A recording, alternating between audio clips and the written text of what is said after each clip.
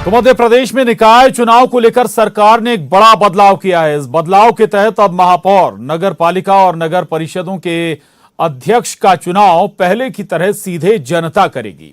इसके लिए सरकार बाकायदा अध्यादेश लाने वाली है। बदलाव के पीछे तर्क यह है कि महापौर और अध्यक्ष शहर का प्रतिनिधित्व करते हैं, इसलिए इनको जनता से निर्वाचित होना चाहिए। हालांकि कांग्रेस तंज कस रही है, कुछ भी बदलाव कर लें, जनता इनसे खुश नहीं है।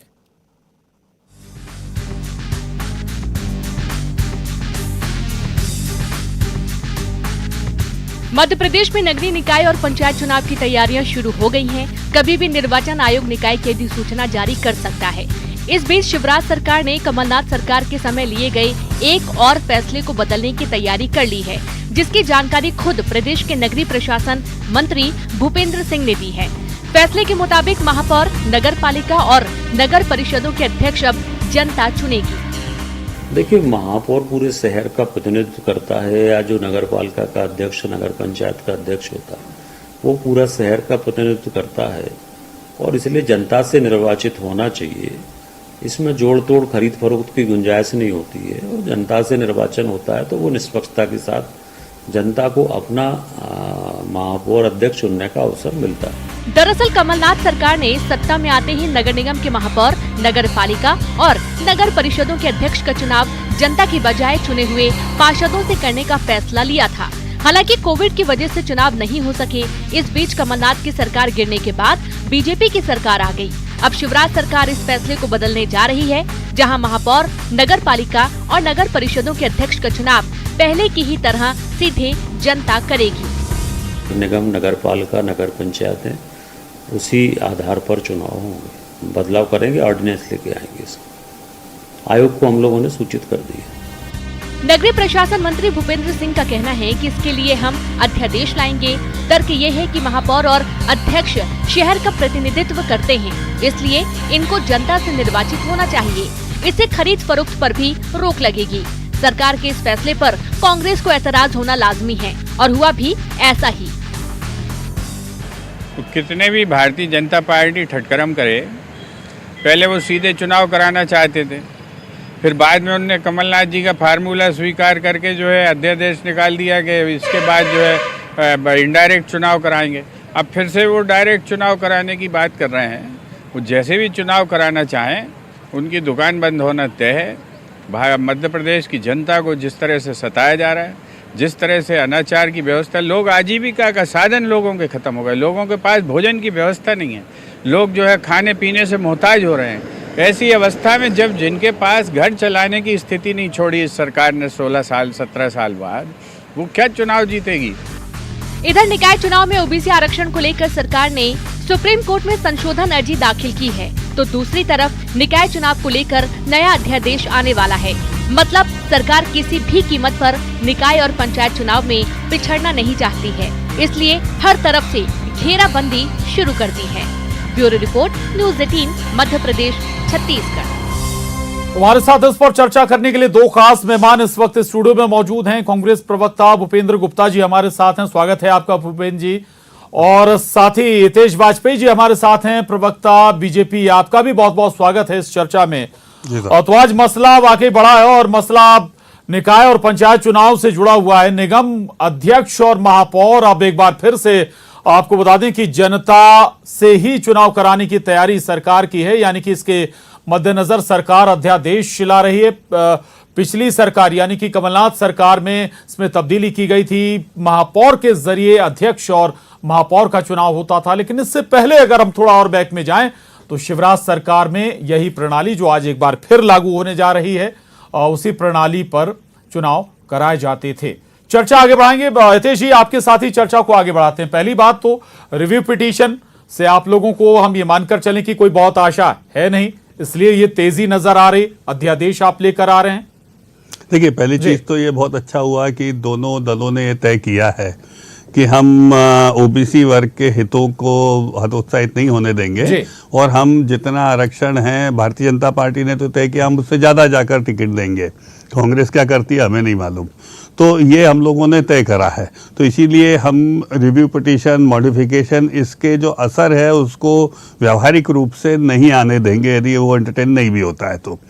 दूसरी बात, बहुत अच्छे से आपने प्रशांत जी कहा कि हम लोग सीधे इसका चुनाव के पक्ष में क्यों हैं। देखिए क्या होता है, कई जगह आपने देखा होगा कांग्रेस के पार्षद जीत के आ जाते हैं। अच्छा, कांग्रेस में टिकट बिकते हैं, सबको मालूम, 25-25, 50-50 लाख रुपए दे के वो लोग टिकट लेते हैं। तो जैसे ही ये आते हैं पार्षद चुन के धोखे से, आरोप तो कांग्रेस भी आप पर लगाती है। मैं पूरा कर लूं सर। तो जैसे ये आते हैं तो ये क्या है साहब, जैसे हमारे अच्छा अधिकांश अध्यक्ष हमारे पक्ष में रहता है, सरकार हमारी है, तो आके हमारे पास खड़े हो जाते हैं कि साहब हमको 50 लाख रुपए दो, हम आपको समर्थन करेंगे, और ये पूरा बाजार मचा देते हैं। तो हम जनता को इस बाजार से कैसे बचाएं? तो उसका सीधा सीधा संबंध है, चूंकि नगर पालिका और नगर निगम ये बड़े केंद्र होते हैं। तो प्रशांत जी, हम चाहते हैं कि भाई ये बिके हुए पार्षद जो हैं, टिकट जो पैसा दे दे के कांग्रेस के लेकर आए हैं, ये मंडी बनाए, उसकी बजाय बेहतर क्या है कि जनता सीधे अपना अध्यक्ष चुने। भाई जनता ने सीधे मान लो हितेश वाजपेयी को चुना है, तो अब जनता ही हटाएगी या जनता ही चुनेगी, अब इसमें पार्षदों का रोल खत्म हो गया ना। तो ये जो कांग्रेस के पास, क्योंकि सरकार हमारी है साहब, तो हमें मालूम है साहब, ये हमारे दरवाजे चले आते हैं, रोज आके बातें करते हैं कि ऐसा कर दो वैसा कर दो। मैं क्या कहूँ आपसे, बहुत खराब किस्म की राजनीति करते हैं, क्योंकि वहां तो ये पैसे दे के टिकट ले आते हैं कांग्रेस से और लड़ भी लेते हैं, कुछ जीत भी जाते हैं। तो हमारे लिए ज्यादा बड़ी दिक्कत खड़ी हो जाती है जिसकी सरकार चल रही। तो हम चाहते हैं जनता की भागीदारी अध्यक्ष के रूप में और महापौरों के रूप में सीधी जवाबदेह स्तर पर होनी चाहिए। मेरे को लगता है कि दर्शक भी इस बात को पसंद करते हैं, तब हम अपने कार्यकाल को बहुत अच्छे से उनके प्रति जवाबदेह कार्यकाल को पूरा करना चाहते हैं, ना कि कांग्रेस के भ्रष्ट पार्षदों की मांग के आधार पर कुछ हमको करना पड़े। ठीक है, आप उनके पार्षदों को भ्रष्ट बता रहे हैं। हमारे साथ एक और खास मेहमान इस वक्त चर्चा में जुड़ गए हैं, वरिष्ठ पत्रकार धनंजय प्रताप सिंह जी। बहुत स्वागत है सर आपका चर्चा में। भूपेंद्र जी, मैं आपके पास आऊंगा। ऐसा क्या कारण था या फिर क्या वजह थी, क्यों आप इनडायरेक्ट प्रणाली को लेकर आए थे? क्यों पार्षदों से महापौर या फिर अध्यक्ष चुनवाने की प्रक्रिया, इसके पीछे कुछ वजह रही होगी? पूरे देश में ये प्रणाली लागू है। मुख्यमंत्री कैसे चुना जाता है, उसको भी डायरेक्ट चुन दीजिए। प्रधानमंत्री कैसे चुना जाता है, ये हमारी डेमोक्रेसी का एक पार्ट है, और इन्हें जो करना ये करें। स्वेच्छाचारिता का युग है, ये कपड़े उतार के डांस करने लगे, हम इनका क्या कर लेंगे? सुन लीजिए, मेरी बात अच्छा बोलो साहब, मैं अच्छा ही बोल रहा हूं। आप जो करते हो हमारे आप फिर बोलो, फिर आप जी देखिए अब आप चर्चा का एक भैया मैं जाऊं नहीं, मैं क्या ये हमेशा हरकत करते हैं, ये हमेशा हरकत करते हैं, आप हमेशा हरकत करते हैं, कार्यालय में कुछ भी हमेशा हरकत करते हैं प्रशांत जी, ये हमेशा हरकत शब्दों का जरूर हमेशा हरकत करते हैं, बोलिए हमेशा हरकत करते हैं। बिल्कुल, रिक्वेस्ट कर ली है मैंने, रिक्वेस्ट कर ली है रितेश जी, रिक्वेस्ट कर ली है मैंने भूपेंद्र जी से। ये हमेशा हरकत करते हैं, ये लोग गंदी ये सोच के हमेशा लोग हरकत हैं, करते हैं, और इसलिए हरकत करते हैं। सुन लीजिए साहब, बिल्कुल नहीं, उन्होंने भी आपको सुना है, उन्होंने भी आपको सुना है। चलो मैं हमने ऐसा बोला क्या? प्रशांत जी बिल्कुल जाइए, नहीं जाने दीजिए प्रशांत जी, सब बदतमीजी करेंगे क्या? सत्ता में हो तो क्या बदतमीजी करोगे तुम? मैं नहीं सुनूंगा। क्या है, चुप रहिए आप। मेरी उनसे भी रिक्वेस्ट है, क्या है आपके? शब्दों का चयन सर जरूर। आप कोई अपशब्द नहीं है, कपड़ा उतारना अपशब्द है, ये दर्शक तय बोलिए। आप दर्शक तय करेगा तो आप जाइए, आपकी आप जाइए, कार्यालय पे आप जाइए, आपकी चैनल है क्या? भी तो यहाँ में बोलने वाले आपकी सुनने, ठीक है, लड़े ना सर, नौकर है क्या? हाँ, हम तुम्हारे नौकर है क्या? जो चाहे सुनेंगे। ठीक है साहब, ठीक है। हमने तुमसे गुटखा खाया है से क्या? बात करिए, हमने तुमसे गुटखा खाया है क्या? हमें क्या हमने करना? सरकारी पैसे से गुटखा खाया है क्या? तुम किसको वाइन धमका रहे हो? तुम अब देखो किसको धमका रहे हो? तुम देखो आप क्या कह रहे हो? क्यों जाऊं? ये चैनल तुम्हारा है क्या? ये आपकी स्तर है, ये चैनल तुम्हारा है क्या? प्रशांत जी सर, मैं माफी चाहूंगा, माफी चाहूंगा सर, प्लीज कर रहे हैं, कृपया कपड़े उतार के बोले ना, ये कोई शब्द नहीं। ठीक है, मैं चर्चा में धनंजय जी को शामिल करना चाहूंगा। आ रहा हूँ आपके पास, दोनों के पास आ रहा हूँ। बात करो, मैं पूरी बात करूंगा। आ रहा हूँ भूपेंद्र जी, मैं आपके पास ही आऊंगा। कह रहा था कि 50-50 हजार लाख रुपया लेते हैं, मैं आपके पास ही आऊंगा। आप शर्म करिए, आप नहीं बोले, आप भूपेंद्र जी बदतमीजी करते हो, आप बोल के आप आरोप लगाते हैं। आप नाम बताइए किसने आपसे 50 लाख रुपए मांगे? फिर हम तुम्हें नहीं बोलने देंगे, तुम क्या समझते हो? क्या तुम्हारी दादागिरी चल रही क्या? सर, दर्शक दर्शक देख रहा है, दर्शक मांगे बताओ। इसी तू तड़ाक किस के आदमी आप ने दोनों से रिक्वेस्ट है कृपया शांत हो जाए। भूपेन जी, हितेश जी, किस व्यक्ति ने भूपेन जी, 50 लाख मांगे कांग्रेस भूपेन जी, ने हितेश जी, और तुम कहां से देते हो 50 लाख भूपेन जी, रुपया? हितेश जी, इसका हिसाब दीजिए इस चैनल आरोप पर। चलते रहेंगे। भूपेन जी, हितेश जी, माफी के साथ आप दोनों को रोक रहा हूँ। रिक्वेस्ट है मेरी आप दोनों से, 50 लाख रुपया किस आदमी आप दोनों से ने रिक्वेस्ट है। मेरा सवाल धनंजय प्रताप सिंह जी से है। धनंजय जी, धनंजय जी, धनंजय जी, धनंजय जी, हाँ प्रशांत जी बोलिए। सवाल सुन लीजिए सर। अरे सर प्लीज सर, समय खराब हो जाएगा, डिबेट खत्म हो जाएगी, डिबेट खत्म हो जाएगी। बहुत कम वक्त है, बहुत कम वक्त होता है सर, बहुत कम वक्त होता है। Please please please please please, जो आदमी सरकारी अरे सर, पैसे से गुटखा प्लीज, खाता प्लीज, है, प्लीज। वो दूसरों पर आरोप लगा रहा है। रिक्वेस्ट है मेरी आप दोनों से। हितेश जी, तुमसे भूपेन जी, किसने 50 लाख हितेश जी, रुपए भूपेन जी, आपके साथी मेहमान है सर, तमीज से साथी बात मेहमान है करिए सर धनंजय जी, उनको शामिल कर लेने दीजिए। बिल्कुल तरीका है। ठीक है, ठीक है। Dhananjay ji, Dhananjay ji, sir sir sir sir sir please. किसने मांगे 50 लाख कांग्रेसी ने? उसका नाम बताओ। क्या तू तड़ाक से बात? ठीक, जिस ठीक। चाय को चोर बोलोगे, जिस चाय को डाकू धनंजय बोलोगे, जी, हाँ प्रशांत जी बताइए। धनंजय जी, मेरा सवाल है, आखिर ये सारी बातें हैं और तुम्हारा पूरा इतिहास एक तो होता है कि भाई अगर पार्षद चुनता है महापौर को, तो कई बार मैनेज भी होती है चीजें। दूसरी बात ये, धनंजय जी, सवाल में मेरा इसमें ये भी जोड़िएगा छोटे नहीं हो। सर, आप दोनों से रिक्वेस्ट है, please please please please sir सुन लीजिए, सर सुन लीजिए, खत्म हो जाएगी डिबेट, खत्म हो जाएगी डिबेट खत्म हो जाएगी।